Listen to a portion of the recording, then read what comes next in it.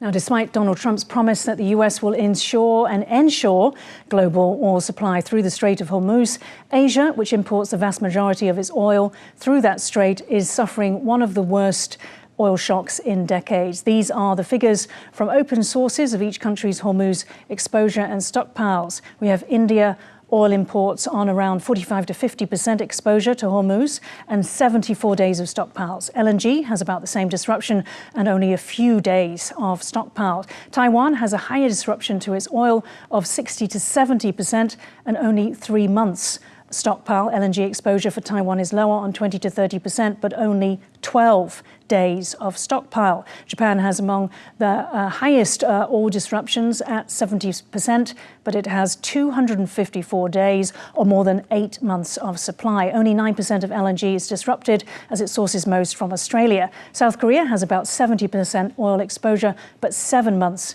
stockpile. It also buys most LNG from Australia. The Philippines has also among the highest, around 70% oil exposure with just 2 months stockpile. It has much less disruption from LNG, also relying mostly on Australia. Mark, I wanted to ask you the question, is this incident serving as a massive wake-up call for this region in particular? Yeah, I think it is. I think it's showing the vulnerability, the fossil fuel dependence on the Middle East and the choke points between Taiwan, Korea, Japan, and the Middle East. You know, we've war gamed this out in the past where China might actually cut off LNG, but that's more, in the approaches to Taiwan. This is about at the source. So particularly for LNG, liquefied natural gas for Taiwan, it's critical that they diversify more and more to Australia and the United States and away from Middle East suppliers such as Qatar. And Mark, is it also serving the purpose to reinforce to the world that we definitely do not want any war over Taiwan, and that everything must be thrown into deterrence of China? Yeah, I think it does. It shows that a war can have these knock-on collateral effects on the world economy. Here, it's because of fossil fuels. In the case of Taiwan, it would be over both legacy and high-end semiconductors. And so, where there would be an even greater international economic impact on an inability for Taiwan to, both TSMC, UMC, but also all the secondary and tertiary companies to produce and ship their product. And in what other ways, I mean, we've just discussed sort of oil resiliency or exposure. What other ways does this conflict give us practice for any possible war over Taiwan? I mean, obviously there's evacuations, that sort of thing. Yeah, the evacuations is one. Another one I want to mention is, it's like I spent a lot of time in Ukraine. There's a lot of lessons that Taiwan needs to learn from Ukraine about counter-intervention warfighting. But we have to remind ourselves that modern combat is also about high-end equipment like F-35s, high-end munitions, and that the United States, Taiwan, and maybe Japan need to all be properly equipped for both counter-intervention campaigns and high-end campaigns. This is a reminder that not all warfare is drones and counter-drones, but it's drones, counter-drones, missiles, ships, aircraft, mines. So, Mukesh, let me ask you, looking at the India figures, does this complicate Delhi's bid to pivot away from Russian oil? Yeah, certainly it is complicating a little bit, but we have some red lines. We can compromise on oil supplies, but there are certain red lines so far as relations with Russia is concerned. We have been maintaining these kind of relations for the last 70 years. Russia is a time-tested friend. So India can limit its oil supply from Russia for time being. But if Trump administration asks us that you should stop the defense supplies from Russia, we'll say no, because they have been saying that we should not buy S-400 missile defense system from Russia. We politely said no.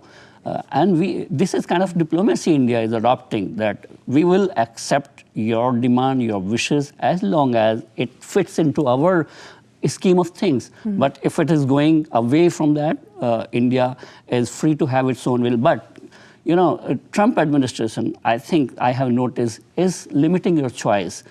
I just want to get your opinion on this idea of, it being a shock for Taiwan. Yeah. As a Taiwanese, your perspective. Well, I would say that this is a valuable lesson that we can learn from, what happened to Iran.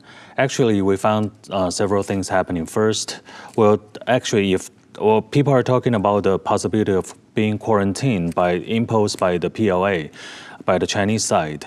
But now we see that actually they didn't have to do by deploy their fleets from the Chinese Coast Guard. They can just, by scaring to have this kind of operations, they will scare actually the major insurance company away.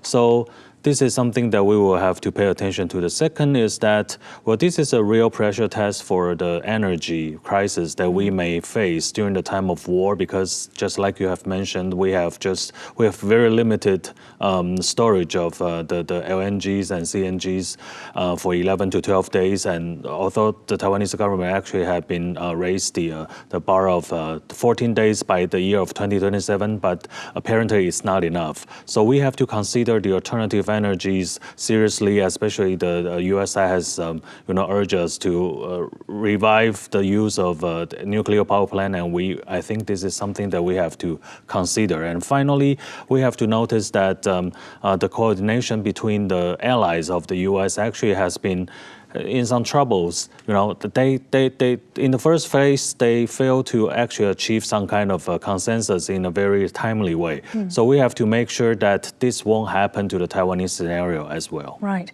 And Mukesh, we heard Mark talk about, the lessons that Taiwan can learn, first from Ukraine, now from Iran. Let's turn now to the lessons that China could learn. What do you think China is taking away from this conflict? I think after this Iran conflict, Chinese would be more serious about what Trump says and what Trump did and he can do. So he is intending to visit China in April. I think now he would be going with a position of strength, and Chinese would not take him very lightly.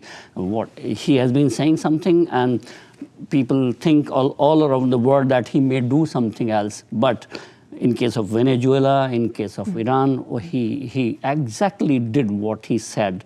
So it's a time for a realization check for Chinese that you should not take Trump so lightly as they have been taking. Right. And also, do you believe that they would change anything of their approach to possibly move on Taiwan?